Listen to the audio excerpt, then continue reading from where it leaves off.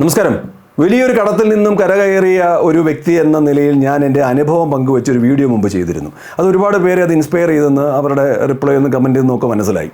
ഇന്ന് എൻ്റെ ലോണുകളൊക്കെ ഏകദേശം വീടി, എൻ്റെ കാറിൻ്റെ ലോൺ വീടി, അതുപോലെ തന്നെ എൻ്റെ ചില സാധനങ്ങളുടെയൊക്കെ ലോൺ വീടി. പക്ഷേ ഈ സമയത്ത് രാവിലെ തൊട്ട് ഒരു ദിവസം നിരവധി കോളുകളാണ് വരുന്നത്. അതായത് നിങ്ങൾ ട്രാക്ക് കറക്റ്റാണ്, അതുകൊണ്ട് നിങ്ങൾക്ക് പേഴ്സണൽ ലോണുണ്ട്, പലിശരഹിത വായ്പയുണ്ട്, ആ വായ്പയുണ്ട്, ഈ വായ്പയുണ്ട്, നിരവധി ഫിനാൻഷ്യൽ സ്ഥാപനത്തിൽ നിന്നും നമുക്ക് കോൾ വരാറുണ്ട്. എനിക്കറിയാം ഈ ഓരോ കോളുകളും പല ദിശയിലേക്ക് തുറന്നിട്ട എൻ്റെ അടുത്ത ട്രാപ്പുകളാണെന്നറിയാം.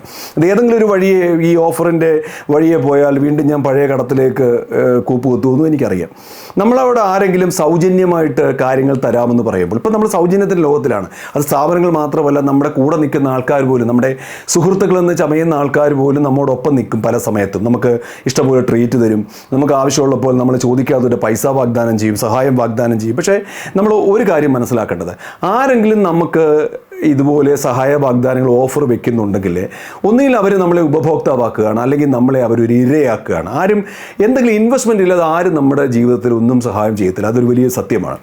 ഒരു ഫാമിൽ നിരവധി മൃഗങ്ങളുണ്ടായിരുന്നു. പശു ഉണ്ടായിരുന്നു, കുതിരയുണ്ടായിരുന്നു, പന്നി ഉണ്ടായിരുന്നു, പട്ടി ഉണ്ടായിരുന്നു.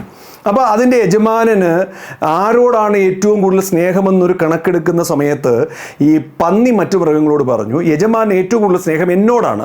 കാരണം നിങ്ങളെല്ലാം ഓരോ ജോലി ചെയ്യണം. പശുവാണെങ്കിൽ പാല് കൊടുക്കണം, കുതിരയാണെങ്കിൽ ഭാരം വലിക്കണം, പട്ടിയാണെങ്കിൽ കാവൽ കിടന്ന് കുരയ്ക്കണം. അങ്ങനെ ഓരോരോ ജോലികൾ ഓരോ മൃഗങ്ങൾക്കുണ്ട്. പക്ഷേ പന്നിക്ക് മാത്രം ഒരു ജോലിയില്ല. ഇഷ്ടംപോലെ ആഹാരം പന്നിക്ക് യജമാനൻ കൊടുക്കും. രാവിലെയും ഉച്ചയ്ക്കും വൈകുന്നേരം ഒക്കെ കൊടുക്കും. പന്നിക്ക് വേറെ ജോലിയൊന്നുമില്ല, കഴിക്കുക, ഉറങ്ങുക, അത് മാത്രമാണ് ജോലി. അതുകൊണ്ട് പന്നി മറ്റു മൃഗങ്ങളോട് പറഞ്ഞത്, യജമാൻ ഏറ്റവും കൂടുതൽ സ്നേഹം എന്നോടാണ്. ശരിയല്ലേ? അത് ഒന്ന് ജോലി ചെയ്യുക, അത് ഭക്ഷണം കൊടുക്കുക എന്ന് പറയുന്നത് അതിൽ കൂടുതൽ സ്നേഹം ഈ ലോകത്ത് ആർക്കെങ്കിലും കാണിക്കാൻ പറ്റുമോ? യഥാർത്ഥത്തിൽ ആ പന്നി അറിയുന്നില്ല, ഇതൊക്കെ ഓരോ നേരത്തെ ഭക്ഷണവും ഓരോ ഇൻവെസ്റ്റ്മെൻ്റ് ആണ് ഈ മുതലാളിയുടെ.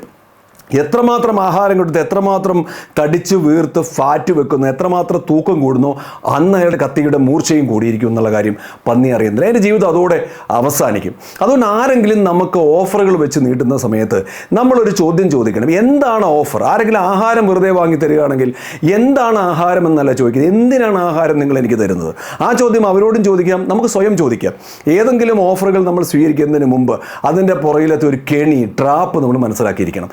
ഇത് മനസ്സിലാക്കാൻ തുടങ്ങിയാൽ നമ്മുടെ ജീവിതം ഭയങ്കര രസമായിരിക്കും.